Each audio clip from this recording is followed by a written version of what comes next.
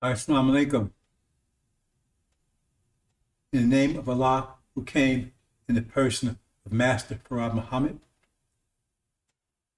who raised his messenger Elijah Muhammad, prepared the way for the messenger of the covenant, Suleiman.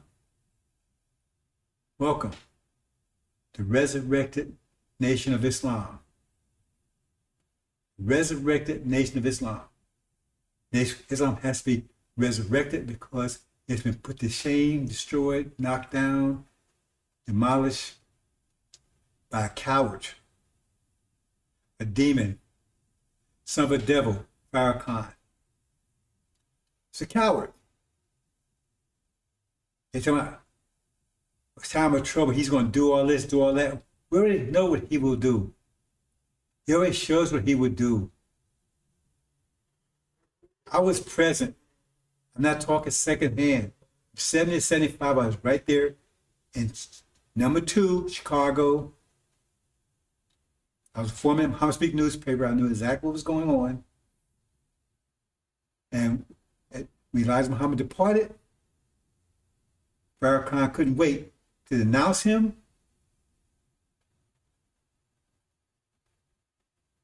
to scuttle the Nation of Islam. Him and Wallace scuttled it, and set some new thing called the Bilalians. Yes, he denounced, he badmouthed Elijah Muhammad. He wasn't even going that long. Days he was badmouthing him. They sculled the Nation of Islam, took all the resources they could out of it. He abandoned the members. Farrakhan abandoned. Well, he's going to look out for the members. He's the one. He's the Messiah. Well, he abandoned the members. Tens of thousands of members who lost their jobs, lost their livelihood, lost their houses, their homes, their cars, because they was financed by the Nation of Islam banks. Many of them lost their so-called freedom because they went back to prison because they was out on parole or probation because the Nation of Islam no longer existed and those jobs they had no longer existed. And Farrakhan said out of his own mouth that some of them actually went insane because they couldn't imagine that would happen. Overnight, they did this. I know because I was there. I was totally in, all in with Nation of Islam. I was a foreman at Muhammad Speak newspaper, third shift foreman. My apartment was an apartment in a complex that Elijah Muhammad, the Nation of Islam, owned on 87th Street. I had a new car that was financed through the Nation's Bank. I did all my shopping at the Nation stores, your supermarket, your fish market, right? The clothing stores. All in, brothers and sisters. All in.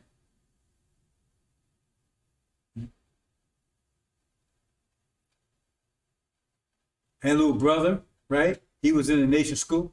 All that was over. Overnight. Overnight, they got rid of it all. It was burning up all of Elijah Muhammad's information. His archives, his books. They was burning all that stuff up. Now they're trying to sell it to you. They was burning, I know, because I went and rescued some of it.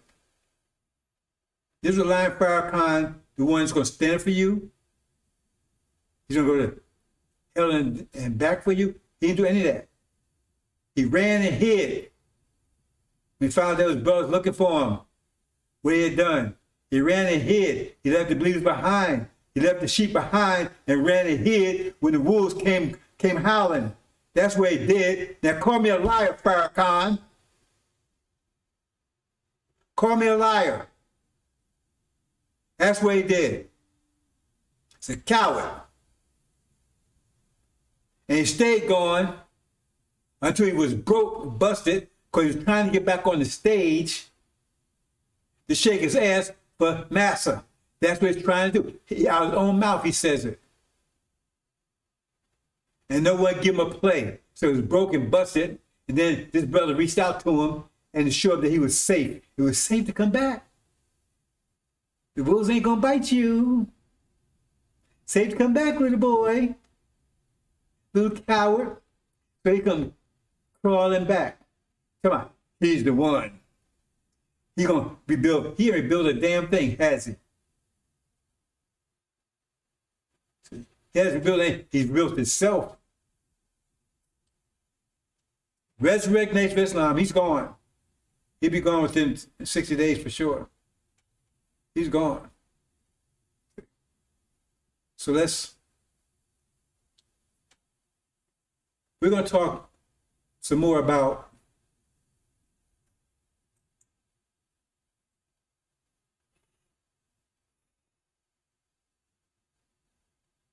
existential threat. The existential threat, we're going to talk about it from a different perspective. Because I'm really talking about this a lot, brothers and sisters, because that's where we are. That's where our time. I mean, if a hurricane's coming, you don't want the weather station start talking about next year, the summertime. You want to keep talking about the hurricane's on the way. It's going to be in a week, 2 weeks. We keep explaining to you about that. That's what you want. He said, I would think so.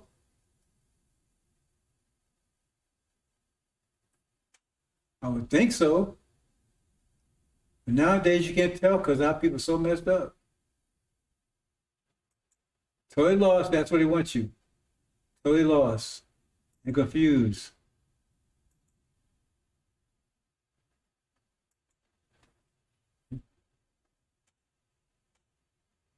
Holocaust. See, they don't want to talk about this. They don't want you to talk about it. They want to shut you down if you're on YouTube or TikTok or whatever. If you talk about it, you can show the image. Yeah, these images are on the internet, but they don't want the reminders of it. They want to walk around play like, oh no, we was angels. George Washington was an angel. Thomas Jefferson was an angel. They was good people. See, so if those niggas was being done like that because they was bad, they was breaking the law. If they was like they was deserve it. So they didn't have no compassion for them. There's a theory. And we was treating them bad. They was treated bad because they deserved it. Because they was outlaws. They was felons. Troublemakers. Criminals. They do not want this history to be revived. They want to sweep it on the rug like it never happened. And they call us haters for telling about it. Oh, that's race. That you're a hater. That's division. Showing division. Oh, because we're telling the truth.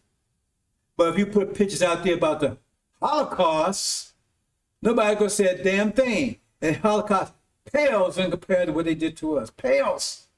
There's no comparison. Like difference between having a hangnail and having stage 5 cancer ready to your body. But they don't want us to talk about it. And they definitely don't want our children know about it. They want to shut it down. When they say, old folks, shut them down. Don't let children know what we did to them. When our children know what we did to them. Man, that could never happen. But it happens. Now see if you can sweep the consequence of what you did under the rug. Because no matter Jesus' blood, Abraham's blood, nobody's blood, that's going to raise consequence. Oh, just believe in Jesus and the consequence goes away. You think so? Okay, hold on to that thought. Hold on to that thought. We're going to be raptured out of here. Hold on to that thought. Jesus will come and save false Israel at the last minute. Hold on to that thought. Hold on to that thought. Holocaust. What's the cost of horror? You inflict horror on someone, what's the cost? The cost will be horror back to you. And that's what we're going to discuss. The nature of the horror. God is not mocked. You know what that means? That means you reap what you sow. So if he said that, he's not mocked. Because if you don't reap what you said, it means you call him a liar. And he said you're going to reap the whirlwind. So is that being unjust? No. What's the whirlwind? It's just the wind intensified. So instead of you getting the wind, a storm blowing for 5 days, you get one big storm, blows for 1 day. Same amount of force, which happened all at one time. That's the whirlwind. So you still got the same thing. You just got it more intensely. You got it in one day instead of spreading out over 5 days. So you're going to get nearly 500 years of horror that you're flicking on us in 1 year. It's all pressed in 1 year. And you're going to get every bit of it. Like you fast forward the film, or everything's still in the film. You just go faster. Nothing's taken out. So everything you did to us, every little bit, every hour's wait. And those that did it, you say, oh, my fathers did it. Oh, okay, whatever. You better read it, understand the scriptures better. Because all Abraham Lincoln, Washington, they're all present. They're all present. You don't understand it. That's why it says God will judge, in person would judge this. We judge you after 40 years, 1619 to 2019, that's 20 years. After that, the judgment, the first judgment will be the firstborn. Kill the firstborn, that means early, and pass over our people. That's exactly what happened. It came around time. They try to lie to us. Oh, you drop them like flies. Well, whatever. Anyway, brothers and sisters, Holocaust. So if you want to understand what's going on right now, the hell you catching and the hell you're going to catch and the hell that's is crushing you, it's the consequence of the Holocaust. So if the Holocaust is a theory, it's theoretical, and maybe it didn't happen, and you shouldn't have nothing to worry about. But I'm telling you, I'm the judge. The executioner is Master Muhammad. I'm telling you, right? That's what's happening right now is the consequence. That's judgment. That's justice. Consequence of what you did. Not the enslavement part, the persecution part, the affliction. Because the affliction means you went beyond. I mean, if someone breaks a law and goes to prison and they were justly sentenced, that's not affliction because that's justice. But if you're going to get and beat him and go beyond that, and that's affliction. I mean, you went beyond what they deserved. And you went far beyond what we deserved. Because if you didn't do that, you wouldn't be safe facing the consequence right now. You went far beyond what we deserved. Everyone say deserve. Was energy deprivation. That means that, right? We would suffer this extent of energy deprivation. So we didn't have enough energy to maintain ourselves, enough energy to maintain our civilization, whatever. But we had enough energy, right, to be a human. We had enough energy to be a human. And you reduce us to animals and force us to eat shit. And fed our children alligators, alligator bed. That was a part of energy deprivation. You went beyond the limits. Because we was the balance, slavery, enslavement. Serve you. That was an angel submit. So that was the justice behind energy deprivation. We lost everything, but we still had maintained humanity, and you had control of us because we didn't have control of ourselves. And so we would be your servants during that period of time. And we submitted to that. But that didn't include rape. That didn't include sodomy. That includes hanging. That includes disembowelment. That includes dismemberment. It didn't include eating shit, but you literally fed us. Shitterlings. Have you ever ate any shitterlings? Cow shit. It says in the Bible that's for your fetus. You went beyond the prescription. And so now that's what you're paying for. Not the enslavement, the affliction. And you're going to pay for every bit of it. And we're going to talk about that. The hard costs. Okay, it's theory. Okay, well, you believe that. Hang on to that. Hold on to that idea. Hang on to that idea.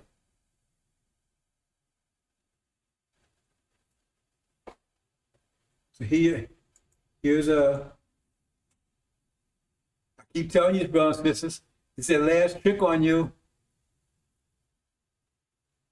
Send you down a dead end, making you think that you got On a clear day, you can see forever. You're on the path to heaven. Look, I mean, what could be wrong with that? No traffic, beautiful scenery, sun shining, right? Beautiful trees and everything, clean air. What's wrong with that? That's got to be the path to heaven. Sunnism. Backwards some Scientology. That's the path Farrakhan leads you to. It's a dead end. I'm not going into details, but I explained enough. Because like Muhammad told you, those books were future books. The fact that everything in the Injil is talking about, everything you find in Injil is talking about everything that happened after 2,000 years ago that the book was revealed. After 2,000 years ago. Is that talking about anything that happened before that? And almost all the Bible, all of it. I can't think of anything in there. They talk about, well, in Genesis a little bit, but everything in there is talking about things happened after the Injil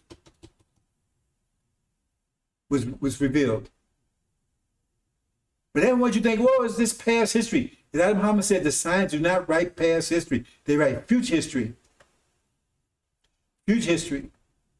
So that means things you see in there is not talking about what happened in the past, happened now or in the future. So you want to go out a dead end? Well, if you're a demon, you go in that dead end because you have no choice, because we don't want you. And Master don't want you, you're going to find out pretty soon.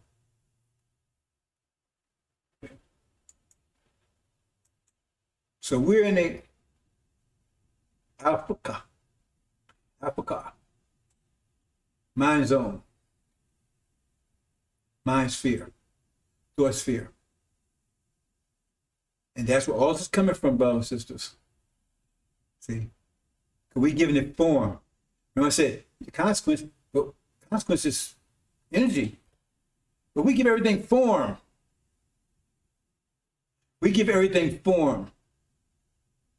See, because we dwell and rule in Al-Afqar. They don't rule there. See, we had control of everything. I keep telling you, they never was in control at all. We still was in control. I tell you, the Quran says Allah is always in control. We allowed them to do what they did. We didn't have to create them. If we think we control them, we would never create them. So we've always been in control on that level. On Al-Afqar. Because they don't know about that. Their mind's connected to it, but it's on a low level. On the very lowest level possible. They have no control in that sphere. See, that's why I call them the prince of the power of the air, the atmosphere.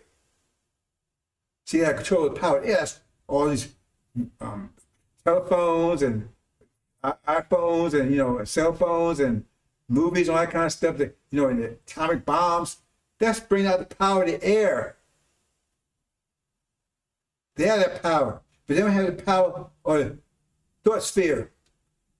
They connect to it because they think. They have no power in it. They didn't even know it existed.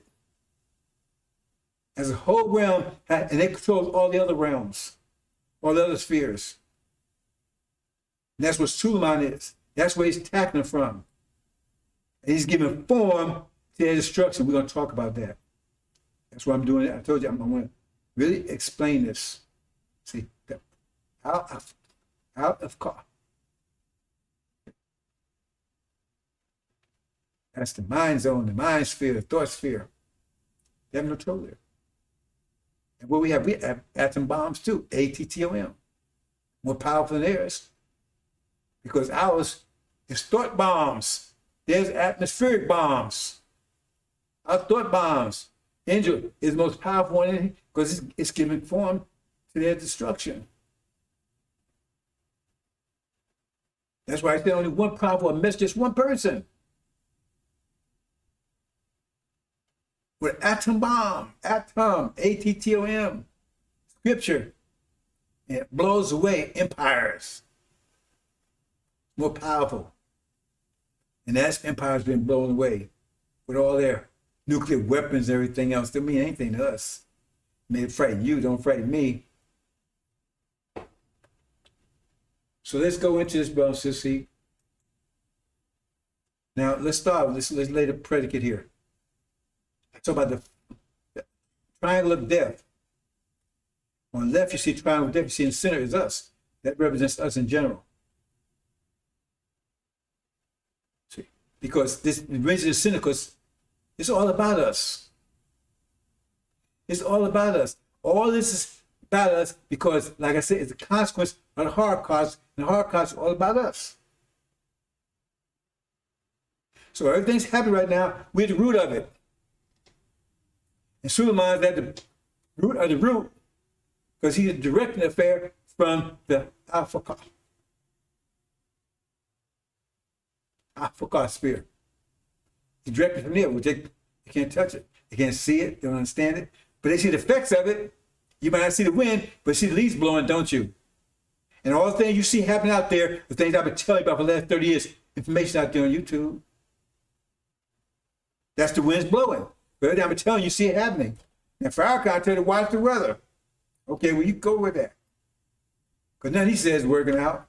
He says the war in Ukraine is going to spread, blow up, start World War III. No, not going to happen like that. So a triangle of death is going to start with Iran, move to Russia, and end with China. Circle there. Start with Iran, move to Russia, end with China. And we at the center, we control this whole affair. Where's that in chapter 17? It says, those 10 kings will hate the harlot. Same 10 kings that's going to make war with the Lamb. But they're going to hurt the harlot. They'll hate the harlot. And it says, they're going to go and burn it down. Eat her flesh and burn it down.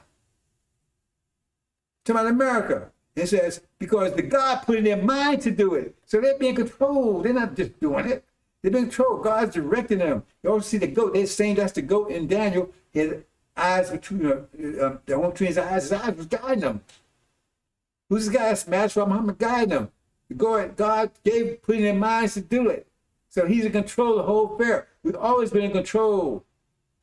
We never left control. We never give control to you totally. We gave you rulership. Didn't say we gave you control. We didn't make you a god. So we're going to talk about that. Starts Iran, Russia, and then end with China. Gog and Magog, Antichrist. Triangle of death. Gog, Magog, and Antichrist. America, Britain, and follows Israel.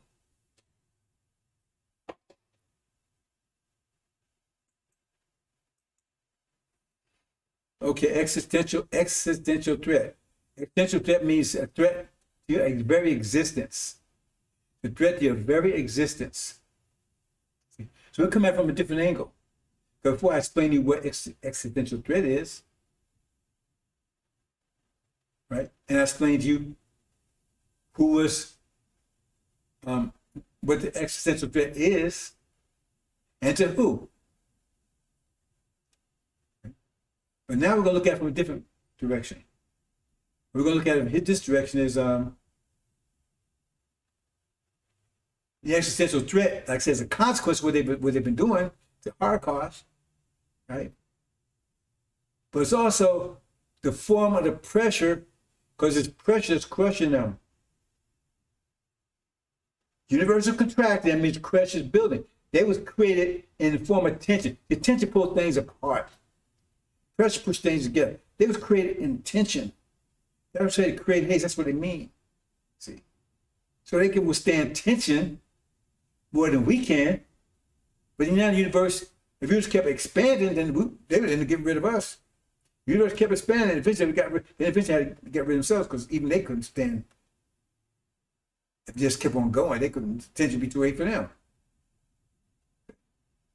But we'd be going first if the universe kept expanding because the condition we were in.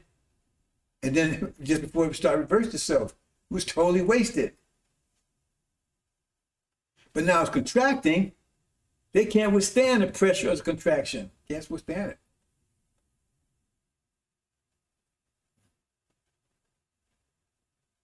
So the pressure that's coming on them, the consequences come in the form of pressure. The consequence on them is coming in the form of pressure. See? I mean, consequence can be in the form of tension. It can be in the form of, for us, consequence is a form of tension because what was the consequence? The consequence of our energy deprivation was tension. Well, that's like kind of, well, I'm gonna leave it there. But the consequences of their the consequence, the form it takes, is pressure, and pressure is where we dwell. Because we can have any pressure. We can any pressure universe can sum. Because we was here when the universe was totally contracted, when total pressure was the maximum. Let's talk this step by step, brothers and sisters.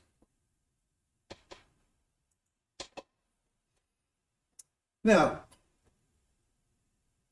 we don't have no spirit world. We don't do stuff like that. They give you all the spirit world stuff. They're trying to deceive you into their identity, who they are. We don't do that. There's no nothing. Everything is visible.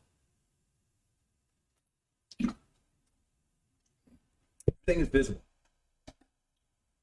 So,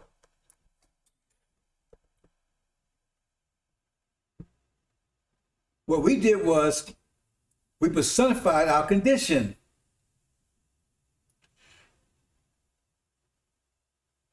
$50,000 years of energy deprivation, 6,000, the last 6,000 years will be the worst. Because we have 4 seasons every 25,000 year cycle, in which each one is approximately 6,000 years long. Dr. Yakub was in charge of the winter cycle, the last cycle of this 50,000 year period of energy deprivation. He was the god of it. Now, Master Muhammad is God of the one that's coming in. That's why the Lord of Thorn, he's the God right now because we're already in that cycle. So he's the God on the throne right now. Now, the 25th scientist, he never does that.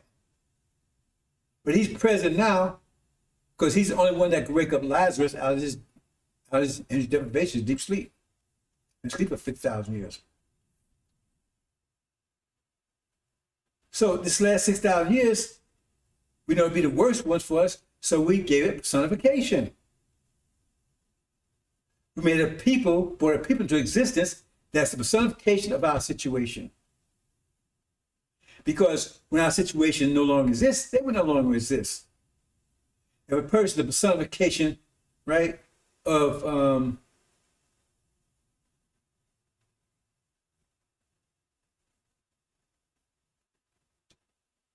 I can't think of a good analogy. But I mean, basically, right, if you say a person, the personification of winter, that means the weather outside be great. That person will represent the winter. And so you deal with that person, you deal with ice, hail, snow. That's an address kind of person. They would be running around pouring ice on people and things. See what I'm saying? Because they would be, but now you have opportunity to avoid them once you understand their personification. You have opportunity. That's the benefit of personification, because now you can see it, you have opportunity to avoid it. But if you can't, if it's not personification, then winter, you got to deal with the winter, you got to live through it. But if you personify something, it means you can see it, and it's possible to avoid it, and not altogether to some extent, right? To minimize the situation if possible. So we made these people, we brought them out from ourselves. Dr. Yakub's process, we brought these devils into existence, and they're the personification of our energy deprivation. So we know once energy deprivation was over, they would no longer have any power because they're personification of that situation. Hope you understand that. If they use personification of a situation, that situation no longer exists. No, you no longer exist. If you use personification of winter, when winter spring comes, then you're melting just like all the other ice melt. You don't exist because ice does not survive the spring thaw. So if you are ice, the personification of ice, then you won't survive it either. Unless someone put you in the refrigerator, those things that empower you, but you can't survive summer heat, summer sun, spring heat, spring sun. That's personification. Say winter people. That's where they're cold, icy, the blue icy eyes that you love so much. That and their freezing attitude towards us since we've been here. It was cold to us. It was ice cold to us. More than ice cold. Terrible. No conscience, anything. To the extent they went overboard. We were told to submit to them, but they abused it and took it way beyond that, and that's what they suffered the consequence for. So you understand that. Because if you understand that, that's going to explain a lot of them have been talking about, because the only reason they exist right now is because you allow them to exist, because you've been fooled, right, deluded into thinking like they want you to think, which means you're not using your energy that you have to maintain yourself now as you have. Because remember, they are the personification of energy deprivation. Remember that. They're the personification of energy deprivation. So if we have energy deprivation, then they still exist as long as we have it. And right now, we shouldn't have it, but we suffer self-imposed energy deprivation. Means that if it's self-imposed, then you're still having it, they still exist. And they exist because you are allowing them to exist because it's self-imposed. As long as there's energy deprivation, they can stay because they're the personification of it. Once you stop, they go, period. They can't, they're through. Nobody suffers energy deprivation, they're gone. Immediately, it's gone. Hope you understand that, brothers and sisters. That's what we're trying to talk about here. Because they only exist right now because you still have a lack of knowledge. And you're still playing video games, NFL, all the things they want you to do. Waste your energy so you never convert to power. So you still some energy deprivation because you have a need of 700 units a day to maintain yourself. You're getting 700, but you're not using it for that. You're not using it to maintain your health. So now you're sick. You got diabetes, you got high blood pressure, hypertension, you got kidney problem, all these things, because you're not using the energy that you have that's enough to maintain you for that. You out there partying, you're getting your nice car, watching Jay-Z, all that stuff. You're wasting money, wasting energy. So now you're still energy deprivation, and you're sick of all these other things, and so they still exist because you do that. If you stop doing that, they'll be. If all the original people in the nation stop doing that, they'll be doing it second. That's why it says when nations come together, they're through. They do everything else to stop that. Stop it. The Nation of Islam coming together. The original people coming together. Hope you understand that, brothers and sisters. Some of you have fallen in love with them. Well, you don't get frostbite, brothers and sisters. You don't get frostbite. You ain't gonna like it. Ain't gonna like it. But judgment's coming. Judgment will take place here. It'll take place here. Nice people. So we're gonna go here.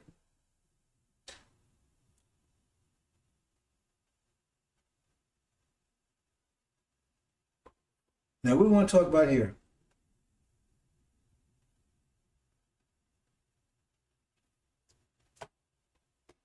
See, one of the problems, right, brothers and sisters, is this.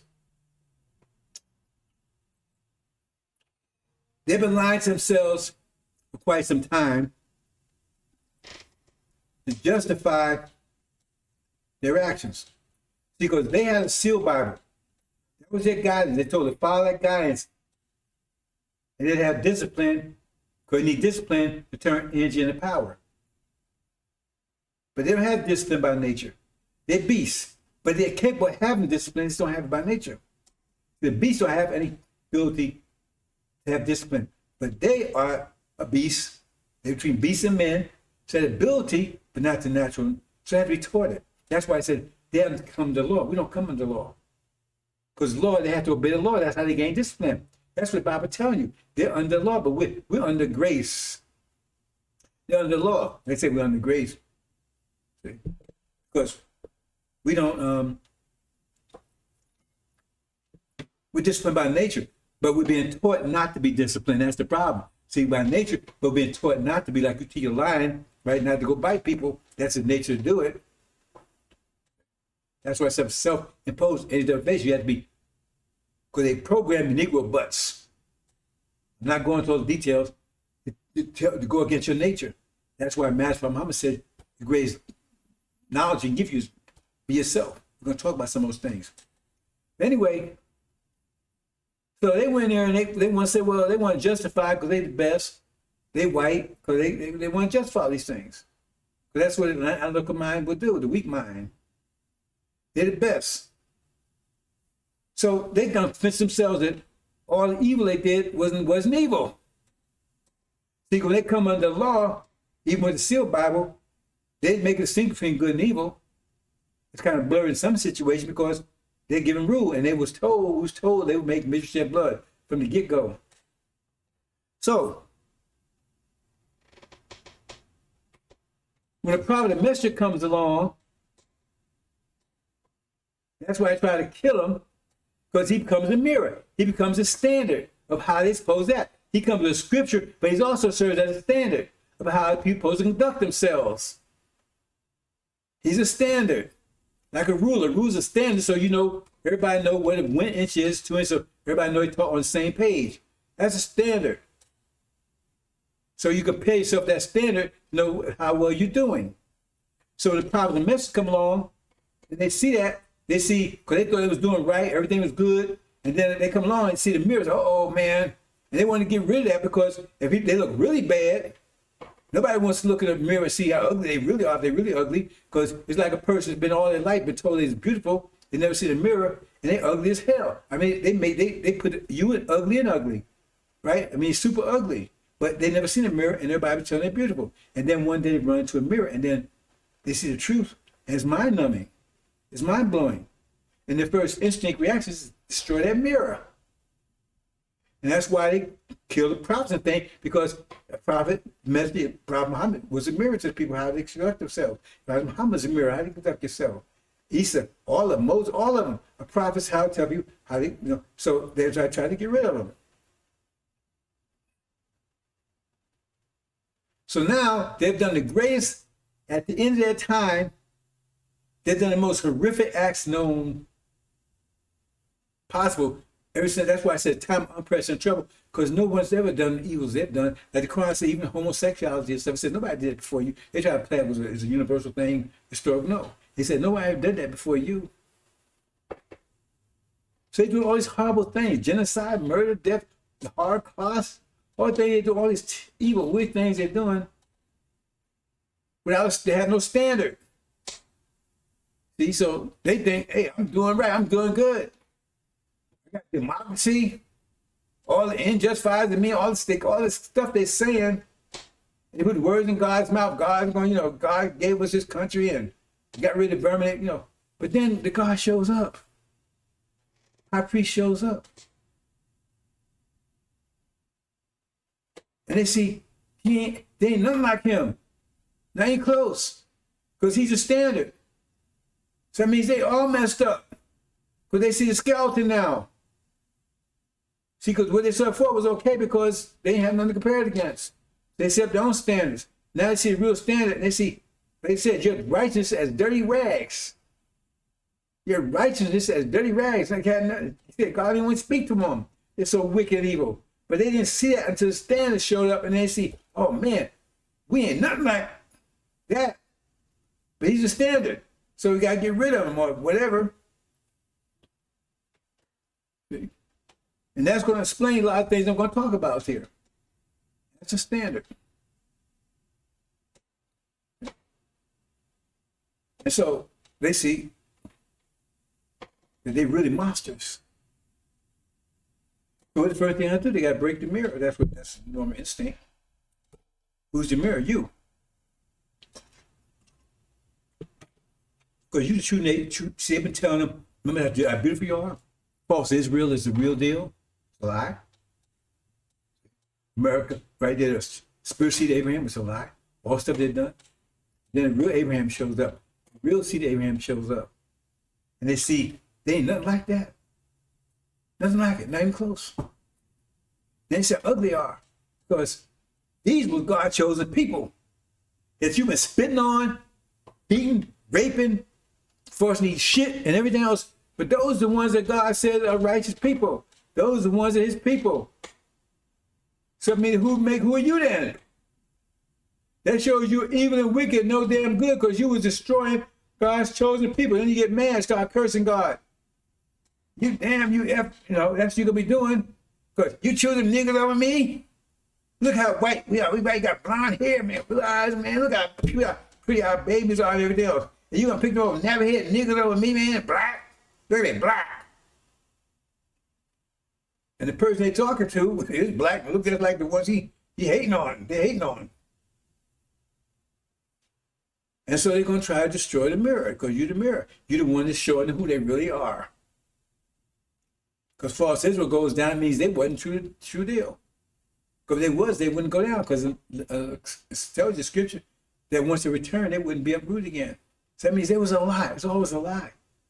Well, it ain't no theory. But the truth is that we true Abraham and you ain't. That means you've been persecuted and everything else. That means you evil, wicked. Now you're facing the consequence. Hope you understand that, brothers and sisters. The standard. The standard.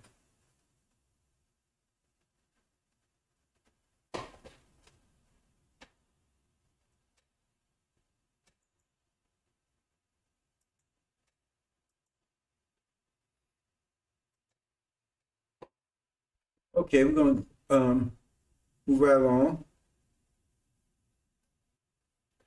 Existential threat, Armageddon. Existential threat, Armageddon. Now, Armageddon is a European war. Let me get that straight. This is not Armageddon. The war in the Middle East heaven is not Armageddon. What's going on in Ukraine right now is not Armageddon. Not even close. It's come under this category of wars and rumors of wars. Not Armageddon. Armageddon will take place after the war in the Middle East, which is imminent. So listen to this, brothers and sisters, first.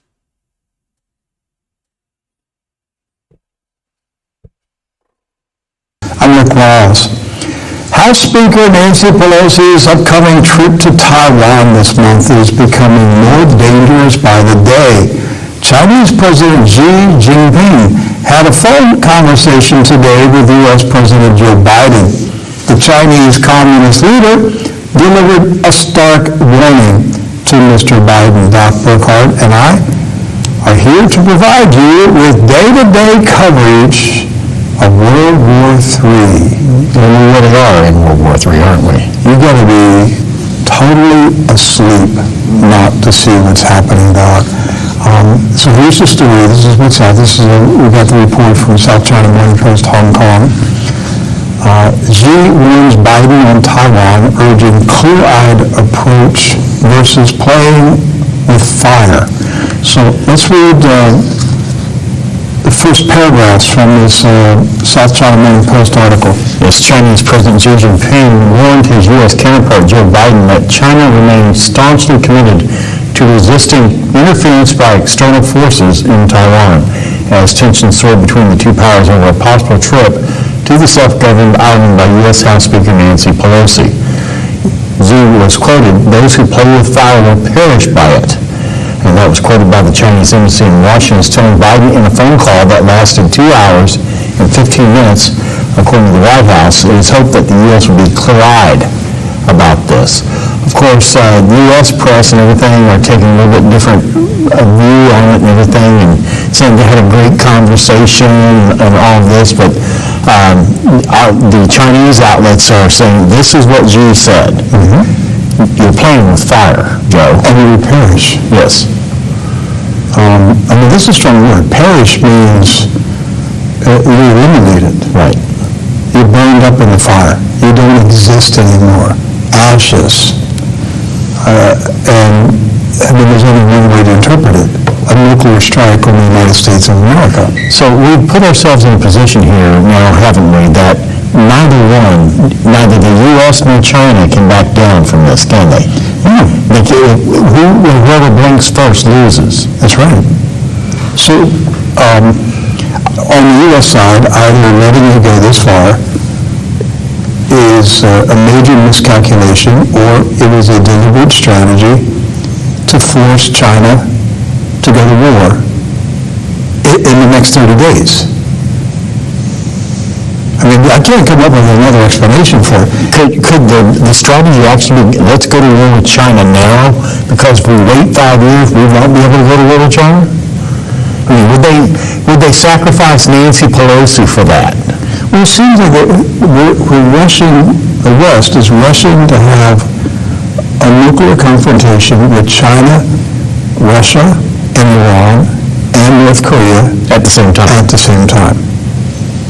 A world war. Oh, it's doomsday. What's left after?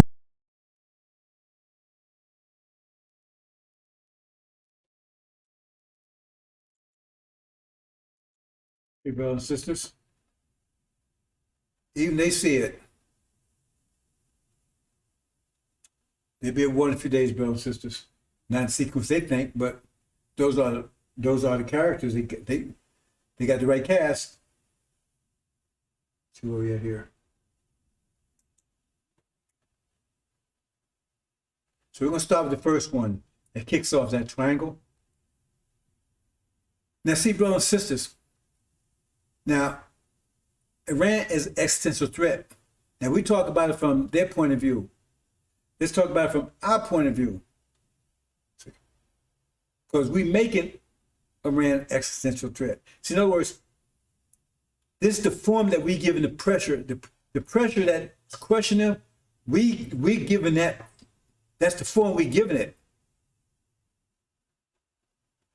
All over the world, every nation is coming against them. And this is the form we're giving it. Because it tells you that Master Muhammad is behind this one, because he's the one that's going to war with them. It said war broke out in heaven. And Michael's angels, that's Iran and Syria, are going to war against dragons, angels, which is House of Saud, America, Britain, and false Israel. Now you thought years ago, 30 years ago, when I was telling you, oh, ain't no way in the world, sorry, House of Saud, we're going to be allied with false Israel. Well, there you go. So it's we that's driving this affair. In this case, it's Master Muhammad driving that affair.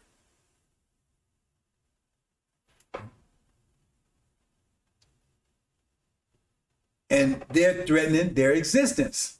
He's threatening. See, remember I said the existential threat. So they look at it as a threat to existence. It is a threat to existence because Master Muhammad is threatening their existence. He's threatening their existence. So from their point of view, oh man, that's a threat to our existence.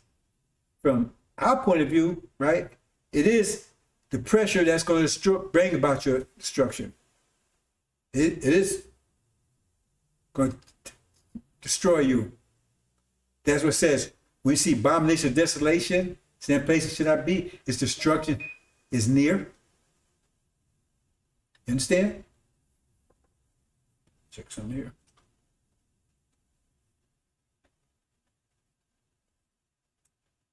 Its destruction is near.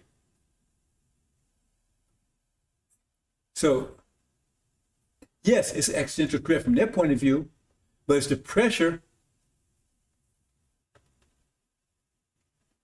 But it's a form of pressure that we're applying on them that's bringing about their destruction. So again, we've got two big points of point of view.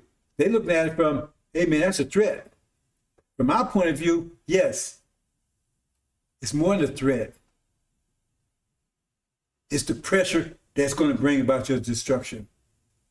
It's the pressure that we're applying. So, and is there no way I can say this? You see a threat, right? Like a wind blowing, your hurricane's coming. That's a threat. You gotta watch out, right? But from the other point of view, right, that's the force that's going to destroy you. It's not. You don't look at it as a threat. It's the pressure that's going to crush you. It's the pressure that's going to crush them. It's going to start the crush. It's going to start the process of the nation's crushing. That's why it's triggered there. And Master Muhammad's going to pull the trigger. He's going to pull the trigger. So that's the form we take in destroy him. See, Fire comes to my the weather stuff. Well, the weather's part of it. Well, I ain't talking about from the weather. I let them have the weather. I let them have that. We don't play with the weather, right? Because I'm not in the, I mean, we control the atmosphere, but I'm in the atmosphere. See, so I leave them playing around with the weather. But the point is, this is the form of pressure that triggers the destruction, because this pressure is so great, it's crushing them. So that's where it starts, right there. So let me show you why. Let's go into it a little deeper. False Israel is also spiritual. Now, I probably didn't explain that too well yesterday. Said I had to remember. Well, honestly, because I covered a lot of stuff and I didn't think I had enough time to cover it all. But look at this from both sides here. Only reason why false Israel is staying there in the middle is because they outnumber like 100 to 1 against all the Arabs, including Iran, was not Arab, that's Persians, right? Syrians, right? And also the Turks. So they outnumber like 100 to 1. They cannot win a ground war. She said 6 Day War, that's a sham, but that's no story together. They cannot win a ground war. Cannot do it. See? So the advantage, the qualitative advantage is nuclear bombs. They have a lot. That's why they don't declare them. That's because no one else has them over there. So they threaten them. If you attack us, that's a qualitative edge. So they won't have to find the ground war. But if that edge is taken away, then faced with ground wars, they cannot win. That means who is causing that? Okay, Iran has enough material to make a nuclear weapon. And it's not that hard to make the device put in. Now, it might be a little difficult to put on a missile and do it, but it's not to drop it off by a plane or even by a truck or something. Because, I mean, you can go in there and show how to make that very, the one that they made for Nagasaki, it was like real simple, like actually gun, that's another story. But if they develop a nuclear weapon, that takes false Israel qualitative edge away, because they cannot use that. Iran will use it. Iran's only false Israel only side of New Jersey. Iran is much 10 times bigger, I think, or more. So they wouldn't dare use theirs because it'd be used back against them. That's why they cannot have Iran to have nuclear weapons, because that take away their qualitative edge, and their qualitative edge is taken away, then they're reduced to ground forces, which they cannot win. They'd be destroyed. Because if they can reduce it to ground forces, false Israel will be going within a month. They weren't out there. The Palestinians would go, Hamas, Hezbollah, all of them would attack them. Syrian army, all of them would attack them. They'd go fall in, they wouldn't be playing no games. And now you're talking about the Iranian army, and they don't play around. They would attack them immediately, false Israel will be gone. That's why it's an existential threat from their point of view, because they know this. They know they lose a qualitative edge if they have it, because now they can't use it because they'll be used back on them. That's why they can't allow it to happen. Which tell you how close the war is. They can't allow that, because either way, if they let it happen, they're dead. Don't let it happen, they still might be dead. But if they let it happen, they're definitely dead. And let Iran have a nuclear weapon, false Israel is definitely dead. Within weeks, they'll be gone.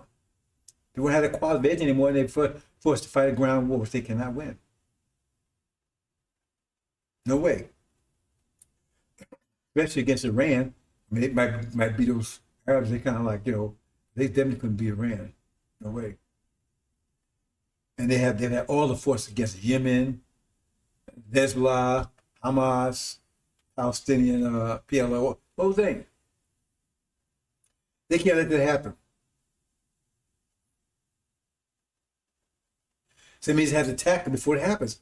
And that means they only got a small window here, because if they got it, how long does it take to mount it on a bomb that could reach Israel, false Israel? And I'm saying it would be dumb, because these people have been in chess. If you're going to build the material to do it, you should be building a bomb at the same time. It's much easier to build a bomb than material. So that means they must have both. All you got to do is marry them together. That's another story. But the point is, you understand what I'm saying? So they got to act quickly. That means that's what I'm talking about. This stuff, this happening, this going to happen any day now. They got to act quickly to stop it. But it says, Master Muhammad act quick because he's going to start the war. It says, Michael's angels with the war against the dragon, and the dragon fought back. So he's going to preempt them because it says, if those days were not shortened, no soul will be left alive, because that'd be a nuclear war we'll talk about in a minute. So that means how imminent we are. That's right.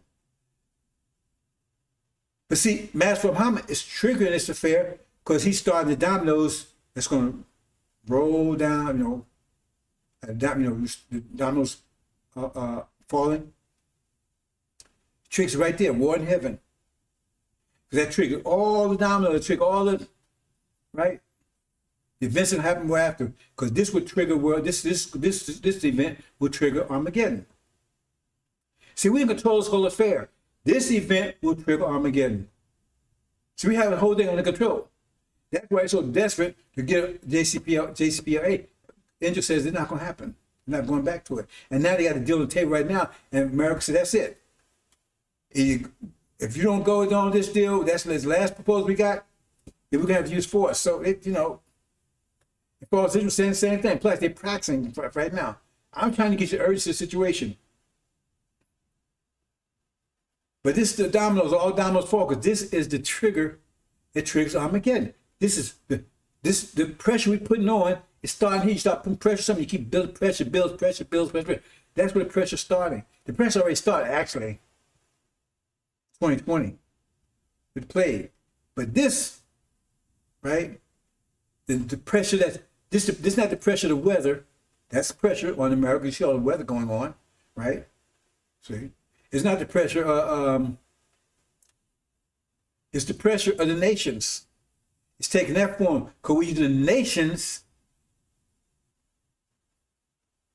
as a battering ram to batter them down to the ground. See, you could use the weather. Yeah, we're using the weather, but we're using the nations too. 20 million man. We're going to talk about that, and that's the first one. We're going to start right there. That's the first one. It triggers all the rest. We're going to show that. See? So from their point, it's the existential threat, which it is. Our point, no, it's the trigger to your destruction. It's the personification of the pressure that we're applying on them. See, the winter people is personification of our energy deprivation. Their personification, nations, what they're doing is a personification of not them individually, because they was here already. What they're doing, their actions, are a personification of the pressure that we're applying to them. And the first trigger is right there. So another thing false is to worry about, I didn't mention this yesterday. See, because they're not seeing it the way we see it, because they don't see this as there's destruction coming. They say essential strength, that means they got to deal with it. They don't see it as it's overwhelming precious crushing them. They don't see it that way, not yet anyway. But if Iran get nuclear weapons, that means, remember, I'm talking from America's point of view, because America's part of this too. Because that's one of the main targets. I'm talking about false Israel, but America's part of this too. So I should bring that, make sure you understand that. See, because why is the existential threat to America? Because if false Israel, okay, the way America sees it,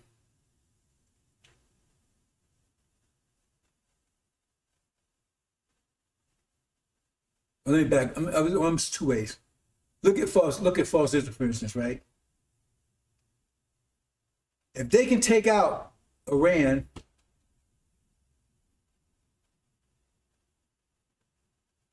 they take over the whole Middle East, because Iran's the only thing stopping them from taking over the whole Middle East. Now the Arab countries, and they stop it. That stuff. Remember, they keep nuclear weapons, and they get rid of Iran, so they still have a nuclear edge.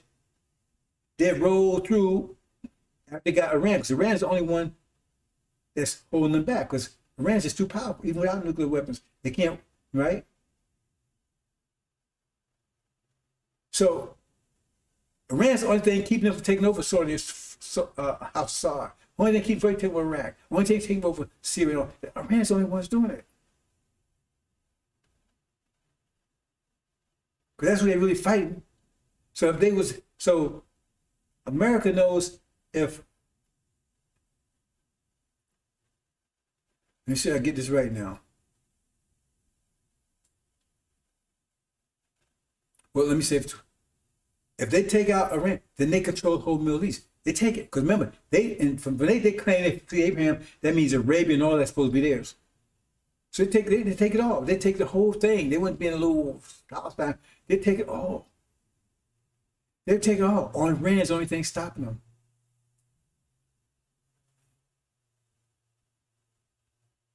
On the other hand, if Iran was able to defeat false Israel, because Israel is the only thing that's keeping the Middle East destabilized,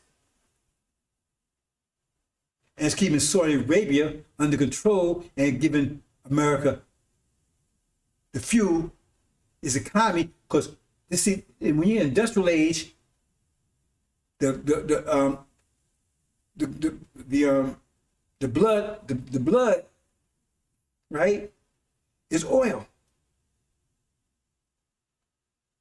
Without oil, you can't have an industrial age. And really, the industrial age, this planet cannot suffer an industrial age. It wasn't meant to be industrial age here. It's meant to be a garden. That's why the Quran says, right, they're burdened to the earth. Because they corrupt the earth. And there's nothing they can do about it. They say, oh, we're going to do green. Nothing they can do. They have to get rid of this whole industrial, they won't do that. Because they feel that's their power. So whenever they do, they're going to still destroy the earth. That's why it says God will destroy those who destroy the earth. Because they're doing that. Because it wasn't meant to be an industrial complex. But it needs all to fuel it. And even if they went 200 or 300 more years, they'd still be gone because all will run out. Then what are they going to fuel it with? And they say, this whole all that kind of stuff is not going to work. But they're telling it to fool you. So this whole thing's a dead end anyway. But anyway, if they go, that's an existential threat to America if false Israel goes down, because they're not destabilization to the Middle East anymore, right? The way they look at it, and so they committed to backing House of Saud, because the commitment they made with them is that they'll protect them on the throne, because they're not really Arabs anyway. They're really Indians masquerade as Arabs. It's no straw altogether. Right? That's why I call it dragon. That's what we call it dragon. We call it dragon because they feed America and Britain and false Israel. They feed them. They keep them strong with the oil. Without the oil, they would collapse. And in return, for guarantee their safety on their throne, America gets cheap oil, which makes it more powerful than anybody else, because they pay low prices for oil energy. But if false Israel goes, because they're the one that's keeping destabilized, and so Saudi Arabia feels how Saudi feels they need America's protection. So the idea, we protect you if you give us cheap oil. But if false Israel goes, they don't need America's protection anymore, because they're the only ones that's the threat to them, except for Iran.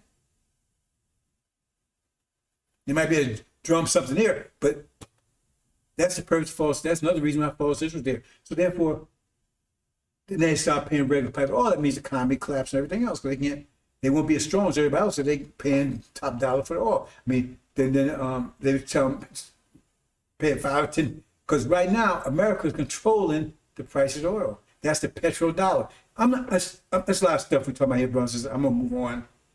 But America's controlling the price of oil. That means they stay more powerful than anybody else because they get it real cheap.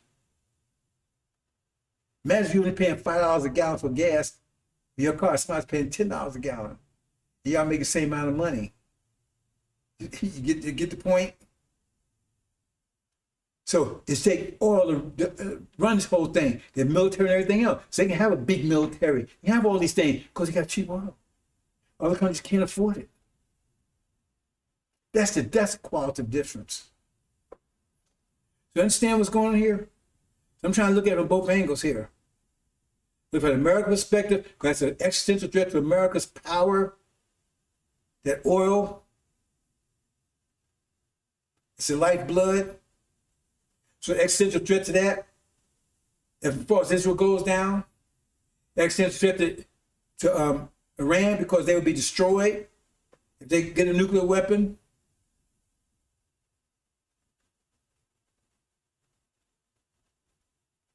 Because they wouldn't be able to survive a ground war, because they would have to fight because they couldn't dare use their nuclear weapons because Iran might use theirs too. Hope you understand, brothers and sisters. But this is what the trigger, let me talk about this trigger now. This event, that's what everybody's focused. Right now, you got three things going on. You got the Russian thing, you got the Chinese thing, you got this thing. All of them are hot. This is the ones that are going to trigger it. So you got to understand how things work, explosive. So you have one trigger, like a fusion bomb. It takes a fission bomb to trigger the fusion bomb. It takes this to trigger, because we want this to happen quickly. So it takes this to trigger Armageddon. It takes Armageddon to trigger the final war, the flood. The flood war, if you better like a better word. But it takes this to trigger it. Because if this don't go off, some other things will happen. We'll talk about that too. This will trigger it. So Master Muhammad is using this to trigger Armageddon. It's going to make it happen quick. Because what's happening is Iran is allied with Russia, and they get closer, closer, closer. But when they go to war and Iran wins, that's not supposed to happen. I mean, that's unimaginable. Iran defeats America and defeats Britain and falls Israel and puts falls Israel on the siege and takes it out. How could that possibly happen? Iran don't have any nuclear weapons? How did that possibly happen? That cannot happen. But it does. And so the Americans, they got to explain to American people how something like that happened. Especially after Afghanistan thing. See, and the thing is, remember, Master Muhammad is involved in this. Because they're going to come in with their gigantic air force. Because remember, that's the way that's where they're practicing. They come in to knock out Iran's nuclear facilities. This is the trigger. And Master Muhammad going to take out their air force, just going to disappear. Just disappear. Everybody, what happened to the Air Force? And they can't tell them about these planes. Now, because that's a whole new ball game. I mean, America's invincible. We the most powerful on the planet Earth. But they tell them those planes involved, and they already know whoever controls the skies controls the war. And now they tell people, we don't lost control of the skies. That means you lost control of everything. That means because that means the God's ruling, because he's ruling the skies. They can't tell American people that. So they blame it on Russia. Russia gave some kind of special rule, whatever, they knocked out our Air Force, and Russia helped them beat us. Russia gets the blame. See where we're going? That's a trigger. Russia gets the blame. It takes this to trigger that. So then they got to go, because already it's getting hot over there anyway, right? So Russia gets the blame. So America immediately goes to war with Russia. Okay? Which pulls NATO in, doesn't it? All in Europe. Now, I said the European war. You see how this is working, brothers and sisters? I'm trying to make it clear. I said I'll make it clear and clear as we go. That triggers Armageddon. And I said, Iran triggers, this war triggers Armageddon. See? Go to war with Russia. Now it's Armageddon, not this Ukraine thing. But NATO has to be involved, so all Europe is involved. But there's a problem with that. Because Russia take the blame. Now we talk about the existential threat of Russia from America's point of view is geopolitical. Because they don't want them. They take Ukraine. They come in the news today. They take this other country, whatever, and they say because they stated Vladimir Pushkin's our goal is to take back all the Soviet Union again.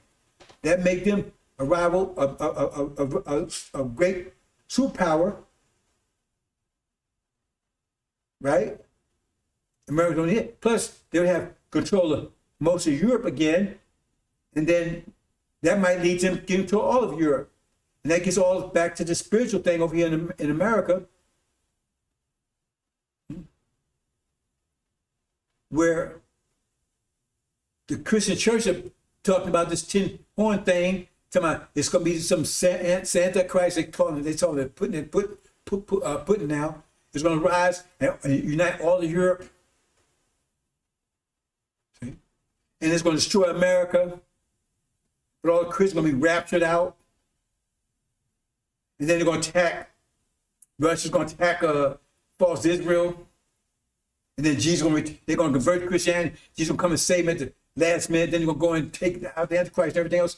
They believe that. That should be teaching on the church and everything. Vice senators and Congress believe that stuff too. So they don't want, that's why they want to stop that all and stop this from happening. You say, why? Oh, they're all in on this.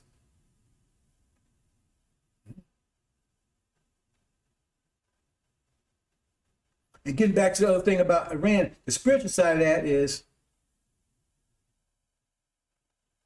that if they knock out false Israel, the spiritual impact of that in America. Plus, right, now you don't have any other influence in the Middle East, but Islamic influence, maybe Shia, Sunni, but it ain't none of that other stuff.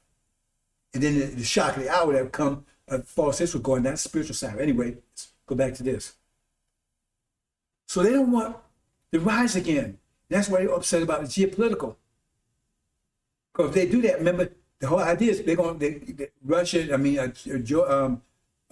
Germany and France fall in line, you got the whole thing. And then from a political point, geopolitical, but from an economical point, they have an economic powerhouse because they wanted America's greatest trading partners. That will cripple America economically because now they can put sanctions back on America. Because they claim that's where 666 going to come from. It's going to come from there. So that means they're going to break America because they don't let them buy and sell unless they bow down to the European. That's what they teaching these churches and stuff, right? But America is the one doing 666. They're the one only doing that. That's their power. It's sanctions, but anyway, that's another story. You see what's going on there? That's what's going on there. Geopolitical.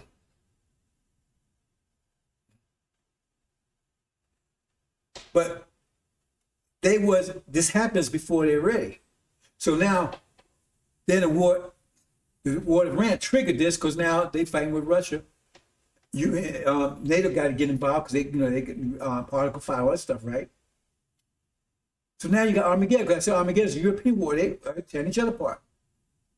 But then if you read chapter 18, it tells you that America's going to be betrayed because you already see it happening right now. Because they just got finished fighting in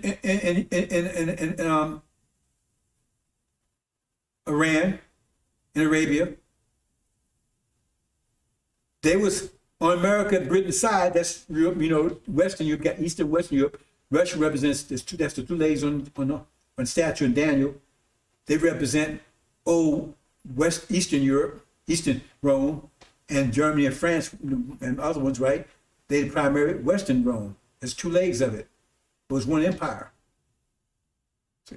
So he wants to unite all back into one empire again.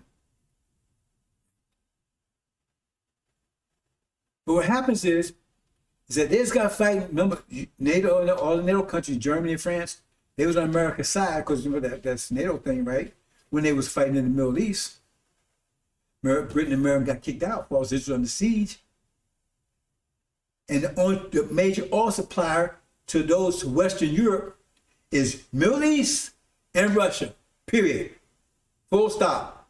The major supplier to Western Europe, that's France, Germany, all those kind of places, is Middle East and Russia. Middle East just cut off because they was helping fighting.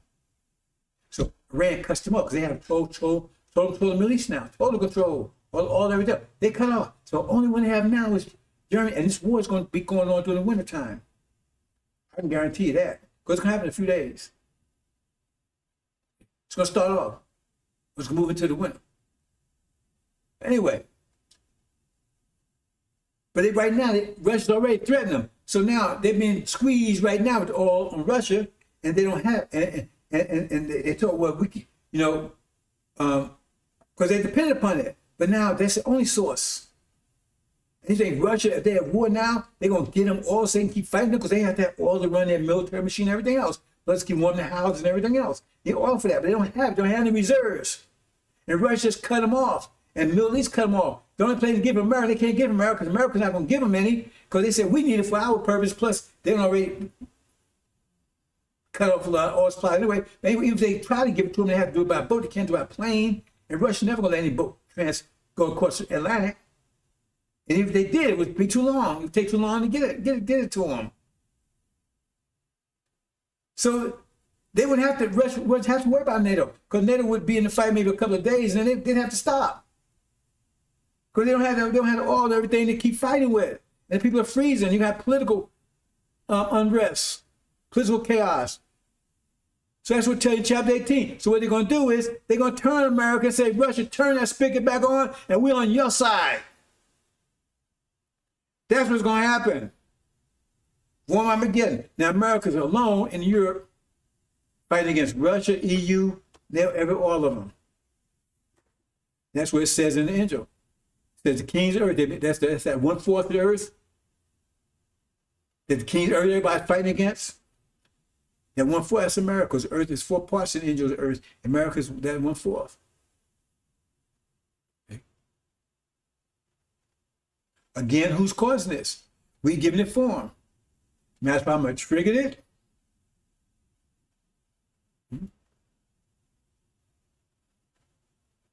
And Suleiman, right? Between the two, they're triggering these events. They're giving them form. They're not just nebulous thing. Just watch the weather. The weather has some impact, but we're giving their pressure on the form. So pressure is built on America now.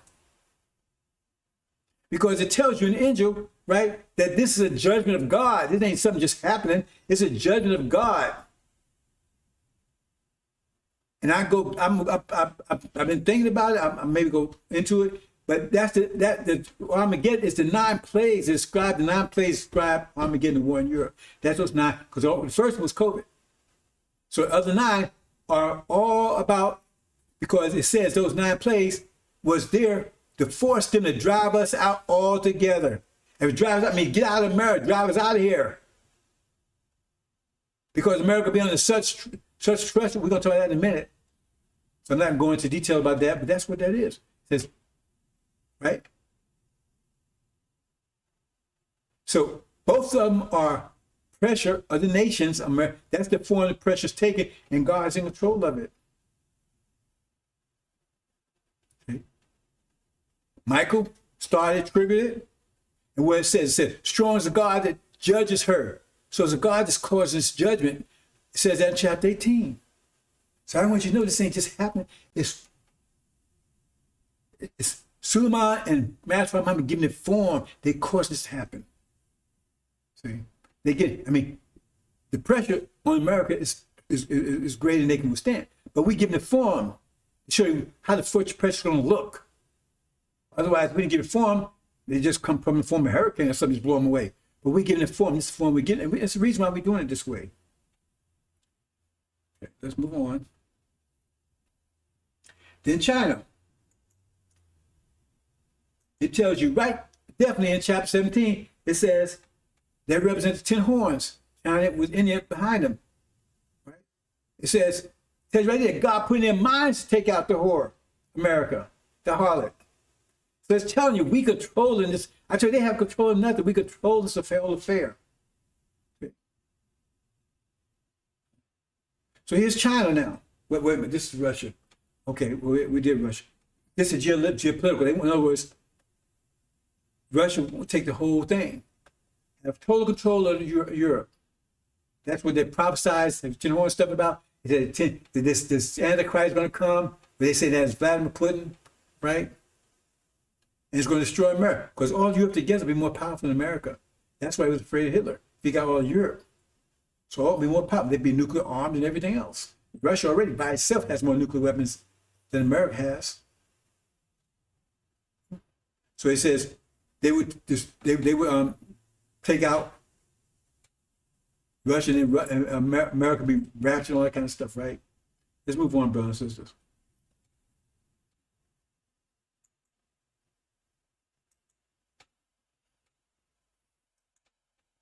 Okay, now we're talking about China. Now, China, his existential threat is dominance. See, Russia was geopolitical control of Europe. Iran was getting nuclear weapons, so it means they could neutralize forces and get them out of there. See, that's Arabia. But this is Europe. This is political dominance on a world scale. China. See? And so Taiwan is the piece there. Because we see the aggravation between it. In Russia, we see Ukraine, because Ukraine is like a indicator, right? Like, the temperature's rising, and same thing in Taiwan. It's like indicator tell you temperature rises, rising. Temperature in Russia rising. See, same thing as Iran. That's what that's about right there. So that's an existential threat to America, and they tell you that. They said in a few years China will be more powerful than America. They already have a greater navy, and they move fast. And they think they're going to go to war with China, which is over Taiwan. And every time America came up against China, they always lost. They came up against them in Korea, they lost. They came up against them in Vietnam, they lost. They don't want to fight. And China wasn't a nuclear power then. And there was no nuclear power as they are right now. Let's look into this. So we're going to look at it from both angles. Now it tells you the God is controlling it. It says, read chapter 17. It says, the God put in their minds to take out the and burn it out with fire. Remember, that's how it says, well, Babylon be destroyed with fire. And it says, God put in their minds to do that, to burn it out with fire. And there are 10 million man, there's 200 million man army. We know only China and India could put army together that big. So we know it's got to be China and India. It can't be even Russia. Russia cannot put an army together. They can't say Russia's Magog.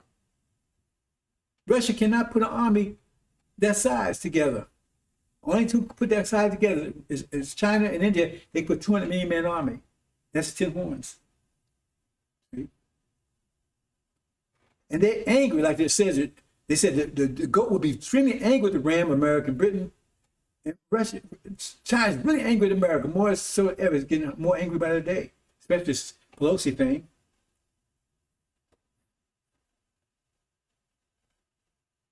So that's an existential threat to America. I said, from our point of view, that's a trigger. Because what happens? See, we put all this stuff together.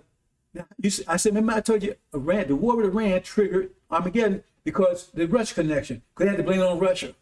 They helped. The only reason they won, keep the American Brit lost, because Russia helped them. But what does it tell you about this? It says that I said those 10 horns take out the harlot, right? But also, the Europeans at war, right? And I said that Armageddon is going to trigger this. The war in heaven triggered Armageddon. Armageddon is going to trigger this. This is the flood. There's a flood of men, of army. It's not a flood of water. It's a flood of humanity. So it tells you in chapter 13 what? It says that the dragon, remember, Michael went to war with the dragon, right? So get it together. But it said the dragon lost power because the dragon had 7 heads and 10 horns and crowns upon his head. That means he had authority. But he said he gave it to the beast. Now the beast had 10 heads and 7 heads and 10 horns, but he had crowns upon his horn. That means it said the dragon gave the beast his great power. That means the power shift. And the horns, the heads, was where the European countries. That's the 7 heads of the dragon, European countries. But the authority went from them to them. Because Europe tearing itself apart, remember, they killing each other. They destroying their own armies.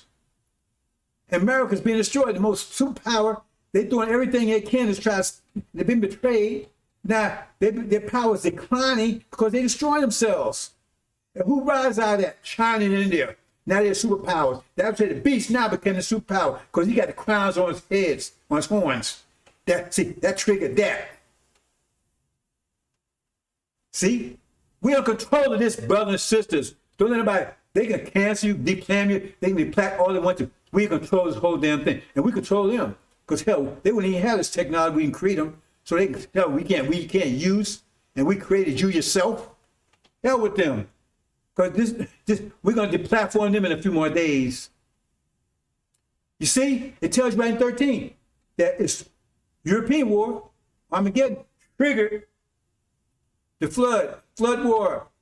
Noah's flood, the flood you man, 200 million man army, China, India. But now they have authority, the power. Because the 10 horns, right? If you understand it, 6 of the horns represents China and the other 4 horns represents India. So now they have the authority because it's crowns on their heads. They have authority, they're superpowers now. And it says these 10 horns, what happened to these 10 horns? They said they take out the harlot. Am I connected close enough for you, the brothers and sisters? They take out the harlot. And they said, why they do it? Because God told them to do it. He put in their minds to do it. It says it right there. Am I connected dots well enough for you, brothers and sisters? Here it is right there. That's the angel. Farrakhan. Hey, you broke the seals, Farrakhan? I know you break bad. You break gas. I know you do that. I know you do that. You break wind. Because you stunk up the whole place because you're a skunk. You're a skunk of the planet Earth. That's what you pass gas. Every time you open your mouth, you pass gas. Because you can't tell your ass from your mouth. But both are the same. Both shit come out of the boat. Well, I take that. I apologize. Shit comes out of your mouth, but it don't come out your butt no more. Do it. Come out of a bag. You're sick, but you're going. Am I connected close enough for you, brothers and sisters? You get it? See? So they're going to come, and so as a result of that, we tend to part in Europe, right? China, India invades America. That's their horn. That's that goat that comes across the west, comes from the west. If he doesn't touch ground, means come over the Pacific Ocean. And it comes with anger. Why is China so angry with America right now?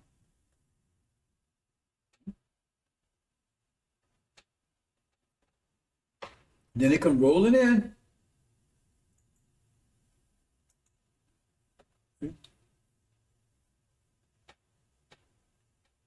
At the command of God, God put in their mind to do it. And rolling in. Puts it into America. Then they burn it down. So they take it, eat the flesh, and burn it down with fire. That's what happened in Babylon. Said it would be destroyed with fire. Solid. So now we talk about all three. The triangle of death. So let's talk about, see. Now we're talking about, remember the one that triangle, us? What about us? I reset African America, that's what they call black people. 17 million of us original, 17 million are demons, right? So I put African American, demons, fabric of America. So in other words, remember there was 3 existential threats. The first one, Iran, was existential threat to both false Israel and America. But Russia was just to America. China just to America. And this also to America, the fabric. Because you see it happening right now.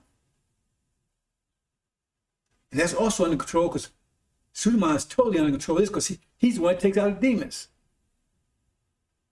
He's the one to get them fighting with the, because that's the whole story of Mark. He says, oh, I want to stay here. I don't leave the country. And he let them go over to the swine daddies, and they got to fight him off the cliff. Because they want to destroy the fabric of America. That's what Farrakhan's doing.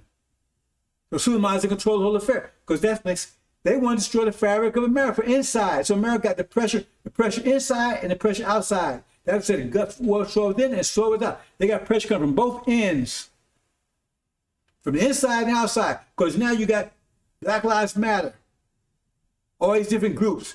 You got the new Black Panther Party and all these people. Farrakhan, we're going to stay here. We're going to take America. They want to destroy. They want to destroy the fabric of America. They want to get rid of the police. They want to get rid of the Supreme Court. They want to change the political system. They want to change the economic system. They want socialism. They want to change the very fabric of America. They want to change rights, right? You could be a man, woman, anything. You can be pregnant. You can be a dog. You can be anything. You can be whatever you want to be. They want to change the very fabric of America. That means destroy America. That's an existential threat, because that would destroy America from within. Even though they go like, oh man, but we need to get back to our Christian roots, our Christian value. What the hell was that? What was some Christian value trying to get back to? Rape, murder, incest? All the stuff you was doing to us? That's Christian value trying to get back to? Sick. So these are the demons. Because we went out of here. We don't have to do with this. See? They try to sell American dream thing. We don't want to, we out here. But the demons, they want to stay here, but they want to change the fabric of America. That's existential threat to America from inside. Because they want to change the whole political system. They want to change it all. They want America to totally change. That's what's happening right now. All you got to do is check the news. They want to totally change. Please get rid of the police force, change the justice system, change the Supreme Court. Remember Roe v. Wade? They want to change it all. The very fabric of America. So that America would no longer exist if they got control, because it wouldn't be like it is, like they think it's supposed to be. They want to get rid of the Constitution. They want to pay reparation. They want to do all this. They want to totally destroy America as it is. They want to destroy the fabric of America. So you see, so they're existential threat to America. They're existential threat to America. America knows all these things. They know. So how are they going to deal with all this? How are they going to deal with all this? And we want them to go, because we don't want the demons. We ain't going to control the situation, because we don't want, and demons want us to help them. We're not going to help. We're going to get to fight with them. And because we're all coming together. It's going to be, I'm not going into details there, but we're going to separate them out. It says harvest came, and we separate them out. We finally get them out of the way, because right now they're the ones keeping us from binding. They between each one of us, so we can't bind. They're blocking. They're blocking our ability to bind. I didn't talk about it the other day, but they're blocking our ability to because they're like a checkerboard, right? You have black and white checkers, but between every white one, there's a black one. Between two whites, there's a black one. Between two blacks, white. So they keep it from uniting. So they're going to be removed. So it'll be all black and all white, because that's what they are. They're white, just black face. You understand?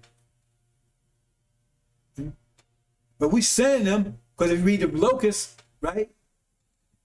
We control that too. Because who? It's Esau, if you understand the angel, he releases locusts on them. We control all of it. He released the locusts on them. That's these demons. He released them on that 5-month war, civil war. He released it. We caused that too. We caused it all. We caused it all. We have control of all of it. Just look at this. So all these existential threat to America. How are they going to do so? See here? Change the fabric. George Floyd thing, riots and everything else, they change the fabric. Change the fabric of America. And white folks don't want that. They're upset. Oh, critical race theory. Don't teach that stuff. Get rid of the Board of Education. So what's America's response to this? They know these things are obvious. They say, well, we got to do something. Because from their point of view, they don't see it as crushing pressure. They see it as existential threats. But we know it's crushing pressure because we're controlling it. And that's the form we're giving it. So it's one trigger after another. One bomb explode, first one triggers the second one. The one in heaven triggers Armageddon. Boom, that's another explosion. Bam. See, the first one knocks America down. Next one cripples them. See, that's what happened in war in heaven. Knocks them down. Bam. Right? See, don't knock them out, just knock them down. And then they get, boom, next one cripples them in the Middle East. I mean, in Europe. Right? At the same time, right? See, they really, from pain, see, all of them, right? Internally, oh man, I'm tired. That's internal. That's what's happening internally here. Because they have all these problems there. But inside, in America here, the demons are tearing them apart. Inside. So they just got knocked down, ran, right? Crippled by Russia. And now oh man, they can't, they can barely stand up. I mean, we're not crippled, but they are emotionally all messed up. They're tired. Man, I can't take it anymore. I'm tired. Because that's the demons inside, tearing them up inside. They don't have no peace at home. Or in home, they host structures that America's at war inside. So they got war outside. I said, slow it within, slow it out. So man, maybe that's the best analogy, but you understand what I'm saying? See, because you're in the ring, man, and now you fight, but now you're too tired to fight, man. You're too worn out, man. You're out of breath. That's internal. That's internal to you. So that's what's going on inside. While they're in for Europe, they're going to be also the civil war going here with the demons. That's the four winds. That's their strength. At the same time, right? That causes the original nation to rise up, which is a great army, was another existential threat. Because we're about to break them economically, totally, by leaving here. I'm not going into details about that. That's why it says, when you leave, we'll plunder Egypt. So now on top of all other problems, right? Total financial, economic failure. On top of civil war and everything else. Because we're not going to get in a fight with them. We're leaving. Demons going to be in a fight with them. So what's the answer? They know these things going on. And then China's building these hypersonic missiles. Russia building hypersonic missiles. But America ain't building any hypersonic missiles. Why are they not doing it? I mean, they got all these problems, and they're going to war, and these people get hypersonic missiles. They chop faster, 10 times faster in sound, right? And, defense against them, and Americans, and now they're threatening America, existential threats. You say, man, why aren't they doing anything? Because they have another plan. They have something better. Because, see, they have an international treaty. They cannot put nuclear weapons in space. They have a treaty. See? That's an international treaty. But they did anyway. That's what we're going to see. This is the answer. And see, if they have satellite nuclear armed satellites, see, because their detection system is based on trajectory. Coming on the horizon. Their radar and everything is based on trajectory. But they come down, it's like rain. They come down so fast, you can't detect them. Even if you do detect them, they come down so fast, less than a minute, they don't hit you. So you don't have time to react. Even if you do detect them, you have no time to react. All you know is boom, nuclear bombs going all over the place. See, you think America's gonna keep that treaty? That's probably why they're checking Trump to see if he kept information whether somebody can get hold to it. That's one of their big secrets, what I'm revealing. Big secrets they reveal, and they've got nuclear armed satellites all over Russia and all over China. That's why they're not building hypersonic missiles, because what they have is better. So take a look at it. There it is. Bam. No defense against it. No defense. All you know is bam, everything is wiped out. No defense. One thing you got left is your submarines and your so-called dead hand, if that survives. So you got. So they got to just worry about your submarines. And then that's questionable because submarine commander might say, man, what the hell, wow, everything is gone. What's the point of me if I just surrender, man, I still have a life. But if he does, that's the only thing. And they may have all them identified. May take them out too at the same time. Anyway, you see, this is what they've done. This is their plan. That's why it says, if Master Muhammad didn't intervene when he did, he cut those days short, no soul be left alive. So how would no soul be? Because it has to be a nuclear war to do that. It has to be a nuclear war. That means they planned nuclear war, but he stops before they was able to do it. Yeah, I'm clearing the dots for you. They planned a nuclear war. That's why you're saying, why? People ask the question, why they plan with nuclear war? Why is America playing with nuclear war when nobody can win it? You hear everybody saying that. That don't make any sense. Nobody can win nuclear war, so why are they playing with it? Why are they playing around with it when that could happen? Because they think they can win it. And if they pull this off, they can win it. But they knock out China and Russia in one swoop. Who's going to oppose them after that? You understand? That's their plan. But Master Muhammad moves before them and neutralized all that. That's what he does. Wills. He neutralized all that. They won't be able to do it because it won't be a nuclear war. But America will be nuked. Let me take it a little further, brothers and sisters. We're about to close up here. And then once that happens, they have false Israel take out Iran. And once he got Iran, they can just mop up the rest of the Middle East. Who's going to oppose them? Only one that could oppose them was Iran. If they got Iran, now they got control of the whole Middle East. So now all the existential threats are gone. China's gone. India's gone. Russia's gone. Iran's gone. America's a big dog. They got everything. Except one more problem. One more problem. Let's go on. What's the last problem? That's us. Here you go. That's like a plan for you. Because it says, as soon as that war starts, over there, they're going to attack you. That's what's going to trigger the demons. Remember, we loose the demons. We loose them. But they still want to hold on to Massa. But Massa's going to attack them too. See how the chain events? Because they're trying to get us. Because now they realize we caused all this.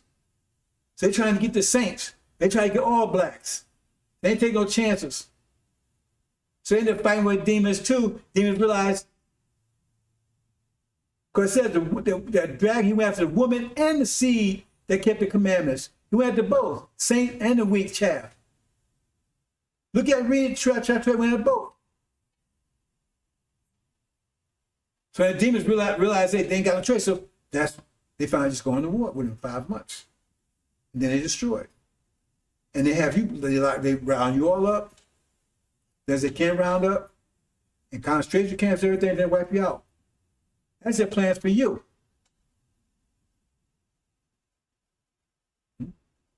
They got prison, everything built all over the place, ready for this. So now they got rid of all the problems. Because you want to change the fabric of America. So we're going to change you, get rid of you. But they get tired of niggas. Now anyway, they really tired of niggas. They tell you crime, up, all the stuff going on, killing the police. Want to change the fabric of America. That's the plan for you. Lock you up and then get rid of you.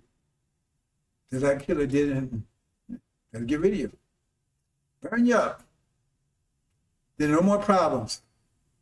Took care of the triangle, the death, took care of you too.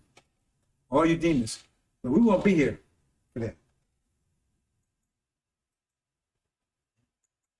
It's their plan for you.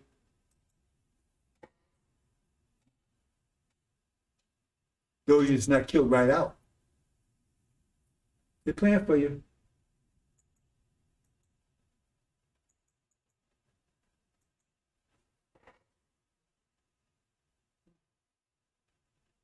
And then what happens? We leave. Michael comes to get us. Time pressing trouble. And America's bogged down in the war in Europe. They're being destroyed, betrayed.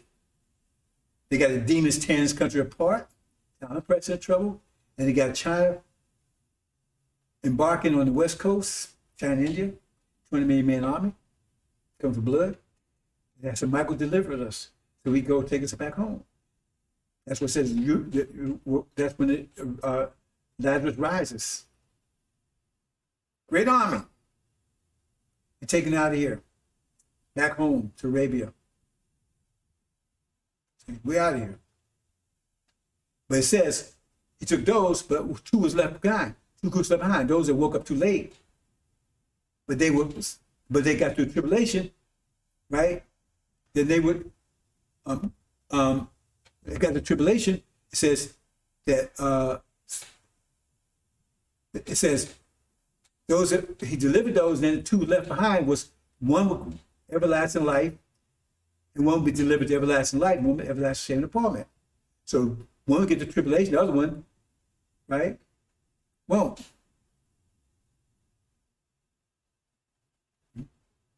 So demons get destroyed.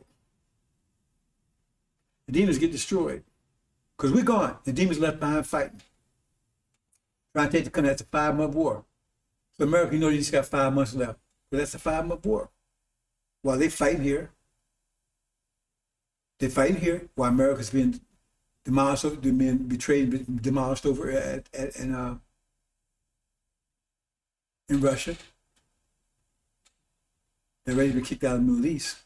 See all the events, all dominoes falling. We're out of here. We're delivered. And that's when China's come rolling in, right? Just as demons are being rounded up and being destroyed. Some being seen in the streets right there, they're being killed, and the other ones rounded up in the lower right-hand corner. Other ones, they're being wiped out. They're still fighting. See those, they already got those under control. We had to wipe them out. And those ones still on the street, they wiping them out as the China starts rolling in. That's the flood. Flood humanity, 200 million man army. They destroy America. They take their time doing it too. Because they want America to be just totally suffer every bit of it. Starvation, eating themselves, cannibalism, everything. Cut off all the food and everything. Spies. It'd be so bad that women will eat their own child they gave birth to.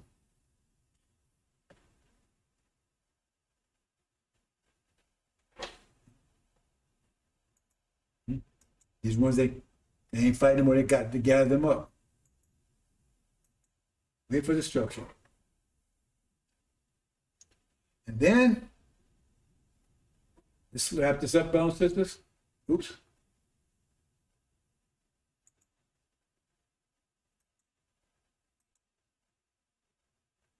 Shockwave. Now back up a little bit here, put the same perspective. It's the American dream that Farrakhan is selling. He's a demon. Demon trying to sell you. American dream, Sunnism, Scientology. Here's what the FBI told them they wanted. Stop talking about separatism. Make it a religious organization and self-help, self-development. Exactly what he gave him. That's what he preached. He's a demon. See? And that's right, taking that road I told you at the beginning. Then that road, you think that's the right road? It's a dead end. They attack you when the war starts. So it's a dead end, it was wrong. And then this dream falls apart. Then what's happened in this dream? Now it was a lie. That's a true dream. True vision. American dream. Dream is nothing, vision is something. And so your vision, your lie, that those you hooked on that American dream and you demon everything, your vision just totally destroyed, wiped out. Gone. Scientology, Sunnism, because Sunni's going to attack you here. Every time out there, dragon, remember, it's part of it. The Sunnis are going to attack you here too. The Sunnis are going to attack you here too. See, they're going to attack. I ain't talking about demons, they're going to attack those brothers and sisters. They're going to try to attack before we leave. And then those that left behind, the original people that go to tribulation, they're going to be attacked by demons. The NOI, Farrakhan, NOI, Levites, they'll be attacked by Sunnis that's here in America. That you love so much. Praying with everything. See? Because they know that you're coming back home to take your land back. They're going to attack you. Anyway, that's a true vision. Other vision just got shattered. Demons, that vision just got shattered. Now they're fighting. They gain that vision back or whatever. The American dream part of it. That vision totally shattered. That's the true vision. And we're back home enjoying that vision. And you're here. False Israel went down. See? That vision was shattered. Because that was the base of that vision. That false Israel was the true thing. That we was Ham, want to be slaves. That's the stand I was talking about, foundation of it. That's going, that whole vision, Farragut was telling you, that you demons were buying into, the American part, American dream part. Rip to shreds. Rip to shreds. And then, like I said, we backed up here. False Israel goes. Now you're war in Europe. Armageddon. Sequence. False Israel goes down. At the shock of the hour. Gonna make you realize who you really are, you devils. That we're true to Abraham, you're gonna go crazy. You want to destroy that mirror, because we the mirror. Show you, because we're the true to Abraham, who are you? You're going insane. So you want to eradicate us. Immensely, you're gonna cut people's throat. That's what I say, run, because you're running from your neighbors, not running from the police, from the army, because they have time to get there. They say you ain't got time, you gotta immediately run. If you wait around till it happened, the false Israel actually got destroyed, then you said you gotta immediately. Because your next door neighbor's gonna cut your throat, maybe the one you're sleeping with. Okay? But shot, plus, then the war immediately starts in Russia, in Europe, Armageddon. There you go right there. So false sequence events, false Israel goes. War in the Middle East, they're defeated, false Israel goes. Right? That triggers war in Armageddon. Right? Armageddon, right? Also triggers, and part of what triggers that also is they're going to try to trick a lot of blacks to go help and fight over there, and the demons are going to refuse to do it. They're going to have demands. You have to change the fabric of America. You have to stop. If we want to help and fight you, that's what we tell them. You want to help you fight you over there? You got to change the fabric of America. You got to defund the police. You got to change this. You got to be socialism. It's a conflict. See, all these things work together. So now you got turmoil, civil war going on here in America while they're fighting over in Europe. Then what? And then 5 months later, here comes Russia, the flood. Demons are gone. They're wiped out. They're wiped out as America finally gets victory over them and destroys them, as China and India is embarking on the West Coast. Demons are gone. And now they're rolling in. Sequence of events, brothers and sisters. What's going to happen? Hope you understand, brothers. I've connected a lot of dots for you. I don't know if I can make any clearer than that. We're in control, brothers and sisters. Don't let anybody fool you. I just show you we're in control. We make this happen. So every step of the way, check the scripture. Those who study the angel understands it. I'm telling you, we control this ain't just happen because of scripture. It says we're doing this. We understand, brothers and sisters. We're going to leave it there. Assalamu alaikum.